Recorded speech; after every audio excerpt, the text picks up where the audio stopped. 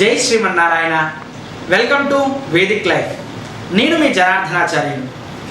స్త్రీలందరూ రోజు వారి ఇళ్లలో వారాల పూట వారి యొక్క ఆలయాల్లోని అనేక పూజలు చేస్తూ ఉంటారండి. పూజ కొరకే పెద్ద లిస్టే మనం కొంటాం. పసుపు, కుంకుమ, గంధము, అక్షతలు, అగరబత్తీలు, తమలపాకులు, ఒక్కలు, చిల్లర పైసలు, కొబ్బరికాయలు, అరటిపళ్ళు ఇవన్నీ కొంటారు కదా. కొంటామండి. అయితే అసలు పూజకు కావాల్సిన నిజమైన వస్తువు మీకు ఎవరికైనా తెలుసా? అసలు ఈ వస్తువు లేకుండా పూజే చేయకూడదండి. ఏమిటో తెలుసా? దానికి వచ్చిన కథనం ఉన్నది.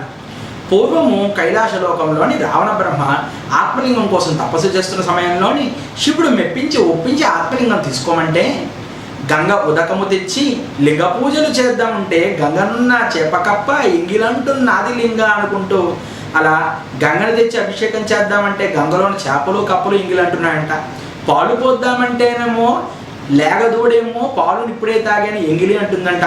పోని పుష్పాలతో పూజ చేద్దామంటేనేమో అనేక తొమ్మిదిలో వాటి తేనెను స్వీకరిస్తూ పుష్పాలు ఎంగిలి అని అంటున్నాయంట. అసలు ఏ వస్తువును సమర్పించాలి స్వామి అని రావణుని అడిగిన వెంటనే ఈశ్వరుడు చెప్పాడంట, అసలు గొప్పదైనటువంటి వస్తువు ఏదైనా పూజకు ఉన్నదంటే అది నిర్మలమైనటువంటి మనస్సు అండి.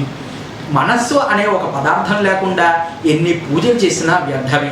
కాబట్టి ఇకపై ఎవరైనా పూజలు చేస్తే వారి యొక్క చిత్తశుద్ధితో నిర్మలమైనటువంటి మనస్సుతో భగవంతుణ్ణే ధ్యానం చేస్తూ ఏ పూజ అయితే ఉంటుందో అటువంటి పూజనే నేను స్వీకరిస్తాను అని చెప్పాడంట స్వామి.